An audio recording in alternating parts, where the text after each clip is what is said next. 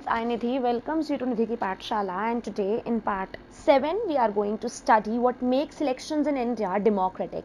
So before starting with this topic, I will request you all to please like, subscribe and share my channel.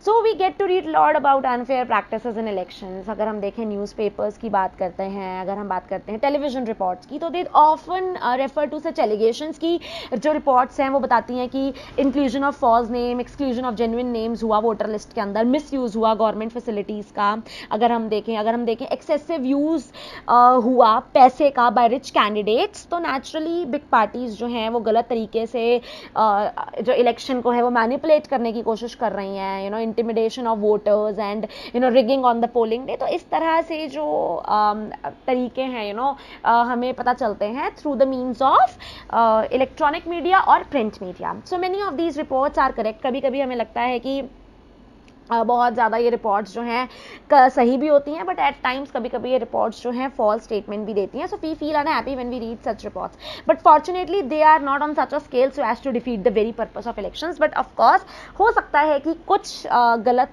तरीके से, अगर हम देखें unethical तरीके से वोटिंग हो, बट ऐसा कंप्लीटली नहीं होता है, बड़े लार्ज लेवल पे नहीं होता है.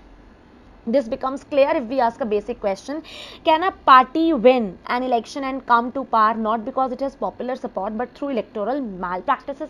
क्या ऐसा हो सकता है कि पूरे कंट्री वाइड, अगर हम इंडिया में देखें, जब लोकसभा इलेक्शंस हुए, जब पीएम कैंडिडेचर के लिए इलेक्शंस हुए, तो क्या हो सकता है कुछ पर्टिकुलर एरियाज में मैल प्रैक्टिस हुई हो, बट ऐसा नहीं हो सकता कि मैल प्रैक्टिस जो थी ये बहुत हाई लेवल की रही हो और प्रॉब्लम्स जो है हमेशा परसिस्ट की गई हो.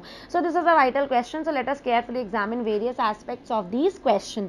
इंडिपेंडेंट इलेक्शन कमीशन, अगर हम बात करें तो इलेक्शन कमीशन जो है बहुत इंडिपेंडेंटली काम करता है. एक बहुत सिंपल वे है to check whether elections were fair or not and who conduct the elections. So जो है are they independent of the government, ये सारे क्वेश्चंस हैं, बेसिक क्वेश्चंस जो हमेशा हमारे माइंड में इनकर होते हैं कि क्या इनफ पावर है to able to conduct a free and fair election. क्या इलेक्शन कमीशन के पास इतनी पावर होती है? So to answer all these question, बहुत अगर हम देखें तो it's quite positive for a country, because in our country elections are conducted by an independent very powerful election commission. बार बार मैं कहती हूँ कि ईसी जो है बिकाऊ नहीं है, इलेक्शन कमीशन बिकाऊ नहीं है. ये बहुत अच्छे तरीके से, बहुत फेयर तरीके से काम करता है. अगर हम देखें इंडिपेंडेंट है, पावरफुल है, किसी भी तरह की मैल प्रैक्टिस की ना हो इसकी कोशिश हमेशा रहती है इलेक्शन कमीशन की. And it enjoys the same kind of independence that the judiciary enjoys. और ऐसा नहीं है कि इसके जो मतलब ये डिपेंडेंट है किसी के ऊपर, इट इज इंडिपेंडेंट, फाइन. और बिल्कुल उसी तरह की इंडिपेंडेंस एंजॉय करता है जैसे कि जुडिशरी यानी कि जैसे अगर हम हाई कोर्ट की बात करते हैं, हम सुप्रीम कोर्ट की बात करते हैं, उसके ऊपर कंट्रोल नहीं होता किसी का, फाइन. तो वैसे ही इंडिपेंडेंट होती है इलेक्शन कमिश्नर जो है, जिसे हम कहते हैं CEC, the chief election commissioner. He is appointed by the president of India, fine. And once appointed the chief election commissioner is not answerable to the president और द गवर्नमेंट. एक बार chief election commissioner आ जाता है, पार में आ जाता है, fine, उसके बाद ही और she is not at all responsible. उसकी कोई रिस्पॉन्सिबिलिटी नहीं होती, उसकी कोई आंसरेबिलिटी नहीं होती है टुवर्ड्स गवर्नमेंट और either towards president. So naturally अगर हम देखें, even if the ruling party और the government does not like what the commission does, it is virtually impossible for it to remove the CEC. कभी कभी ऐसा होता है कि चीफ इलेक्शन कमिश्नर की कुछ ऐसी पॉलिसीज से पॉलिटिकल पार्टीज जो हैं वो हताश हो जाती हैं, they don't like there decision. तो बट ऐसा नहीं हो सकता कि वो अपनी पार लगा के सीईसी को रिमूव कर दें, ऐसा नहीं हो सकता. So very few election commissions in the world have such wide ranging powers. Class students, please make sure ये जो पॉइंट्स मैं समझाने वाली हूँ इसको अच्छे से समझना आप लोग, because paper point of view से it is important, fine. So अगर हम इलेक्शन कमीशन की बात करें तो इट टेक्स डिसीजन. ये कुछ इस तरह के पावर्स हैं जो इलेक्शन कमीशन के पास होते हैं और वो काफी वाइड रेंजिंग पावर्स हैं, फाइन. सो अगर हम देखें तो इलेक्शन कमीशन जो है takes decision on every aspect of conduct and control of elections from the announcement of elections to the declaration of result. So EC के हाथ में वो डिसीजन मेकिंग पावर है, how to conduct, how to control elections. जिस दिन से announcement होती है इलेक्शन से उस दिन तक, जब तक डिक्लेयर नहीं होता रिजल्ट, वो इंप्लीमेंट करता है कोड ऑफ कंडक्ट और पनिश करता है किसी भी तरह के कैंडिडेट या पार्टी को जो वायलेट करता है.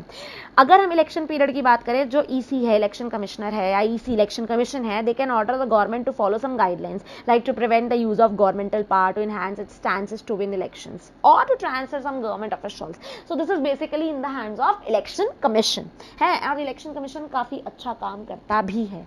So when on election duty, the government officers work under the control of EC and not the government. तो जब election duty में सरकारी अगर हम देखें मुलाजिमों की लगती भी है उस टाइम पे उनकी ड्यूटी लगती है, so they are just under the control of election commission and not to the, and they are not responsible to the government. So अगर हम देखें पिछले 15 सालों में इलेक्शन कमीशन ने it has begun to exercise all its power and even expand them. बहुत ज़्यादा अच्छे से उसने अपना काम दिखाया है, प्रदर्शित किया है और काफ़ी अच्छे लेवल पे काम करके दिखाया है. अगर हम देखें तो it is very common now that election commission ये रेप्रीमेंट करता है गवर्नमेंट और एडमिनिस्ट्रेशन को फॉर देयर लैप्सेस. कभी कभी इलेक्शन ऑफिशियल्स जो होते हैं, they are the opinion that the polling is not fair. कभी कभी वो ये भी कंप्लेंट करते हैं कि पोलिंग जो हुई वो सही नहीं थी, सही तरीके से नहीं की गई. जो बूथ्स में थे किसी ना किसी तरह की कॉन्स्पिरेसी, कुछ तरह का गड़बड़ हुई, तो रीपोल होना चाहिए. But the ruling parties often do not like what the EC does. कभी कभी even ruling party, forget about the opposition, कभी कभी रूलिंग पार्टी को भी अच्छा नहीं लगता कि जिस तरह का काम ईसी करता है, but they have to obey. This would not have happened if the EC was not independent and powerful. अगर ये इलेक्शन कमीशन इंडिपेंडेंट ना होता, अगर ये इतना पावरफुल स्ट्रांग ना होता, तो ऑफ कोर्स कहीं ना कहीं हमारे डेमोक्रेटिक प्रिंसिपल्स के साथ छेड़छाड़ हो सकती थी, गड़बड़ी हो सकती थी. इसीलिए we should thank that we are living in such a country where election commission plays such a powerful role. Fine, now coming to popular participation. तो अगर हम पॉपुलर पार्टिसिपेशन की बात करें तो स्टूडेंट्स, जब भी मैं स्कूल में पढ़ाती हूँ तो मैं हमेशा बच्चों से पूछती हूँ कि बेटा बताओ पॉपुलर यहाँ पे, तो बच्चे कहते हैं मैम फेमस. पॉपुलर से तो यूजुअली हम इंग्लिश वर्ड है तो हमें लगेगा कि हाँ जी हम फेमस या किसी प्रसिद्ध व्यक्ति की बात करें कि is a popular man. But यहाँ पे पॉपुलर का मतलब है पीपल, फेमस नहीं है. यहाँ पे पॉपुलर का मतलब है people's participation. Fine. So another way to check the quality of election process is to see whether people participate in it with enthusiasm. सबसे बड़ा जो मेन पॉइंट है वो यही है कि वहाँ के जो लोग हैं, जब इलेक्शंस चल रहे हैं, तो whether they are participating enthusiastically और नॉट. इसलिए इलेक्शन प्रोसेस जो है फेयर है या नहीं, people are they are not continuing to participate in exercise. So election commission काफ़ी कंक्लूजन्स पे आता है, काफ़ी कोशिश करता है कि उनका जो चार्ट है in regard of popular participation बढ़े. फॉर एग्जांपल अगर हम देखें तो peoples participation in election is usually measured by voter turnout figures. तो टर्नआउट जो है वो इंडिकेट करता है परसेंटेज ऑफ एलिजिबल वोटर्स जो एक्चुअली आते हैं वोट करने. ठीक है, जो एक्चुअली आते हैं टू कास्ट देयर वोट. अगर हम पिछले 50 साल में देखें तो टर्नआउट जो है यूरोप में और नॉर्थ अमेरिका में काफी डिक्लाइन हुआ है. इंडिया में turnout has either remain stable और एक्चुअली गॉन अप. तो इस केस में क्या है, या तो ऊपर गया है, फाइन, या फिर ऐसा हुआ है कि स्टेबल रहा है. अगर हम इंडिया में बात करें तो जो पुअर लोग हैं, जो इलिटरेट हैं, जो अंडर प्रिविलेज्ड हैं, they actually they are those people who cast vote in larger proportion as compare to rich and privileged. क्योंकि अमीर आदमी सोचेगा छोड़ो यार छुट्टी मिल गई है, क्या जाना क्या करना. But this is a very wrong mentality which people in India bear. For example in US अगर हम यहाँ कंपेयर करें तो वहाँ पे पुअर पीपल, अफ्रीकन अमेरिकन और हिस्पैनिक्स जो है वो बहुत कम वोट करते हैं और ज्यादातर वोट करते हैं रिच और वाइट और एलीट क्लासेस. फाइन. सो हम ये डिफरेंशिएशन देख सकते हैं कि इंडिया में हम देखें तो अंडर प्रिविलेज्ड, गरीब तबका वो वोट करता है. अमेरिका में अगर देखें बिल्कुल उसका वाइस वर्सा होता है. अगर हम देखिए common people in India they attach a lot of importance to elections. अगर हम देखें तो उन्हें लगता है कि yes elections can bring pressure on political parties. क्योंकि ऑफ कोर्स हर पॉलिटिकल पार्टी को डर होता है कि हमें काम अच्छा करना है, अगर वो काम अच्छा नहीं करेंगे तो क्या होगा, उन्हें अगले लोकसभा इलेक्शन में निकाल दिया जाएगा, बाहर कर दिया जाएगा. ठीक है, तो इसलिए वो कोशिश यही करते हैं कि वो ऐसी पॉलिसीज प्रोग्राम्स निकालें जो कि फेवरेबल हो गवर्नमेंट को, फेवरेबल हो वहाँ के लोगों को. So they also feel that their vote matters in the way things are run in the country. इसलिए उन्हें लगता है कि उनका जो वोट है वो काफी मैटर करता है कंट्री के लिए. अगर हम देखें इंटरेस्ट ऑफ वोटर्स, तो इंटरेस्ट जो है वोटर्स का in election related activities they have been increasing over the years. अगर हम 2004 के इलेक्शंस की बात करें तो more than 1/3 voters took part in a campaign related activities.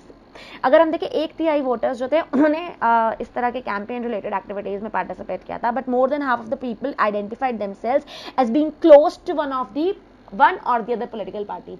So naturally ये एक बहुत पॉजिटिव माइंडसेट है जो लोगों ने पोर्ट्रे किया, इंडियन पीपल स्पेसिफिकली.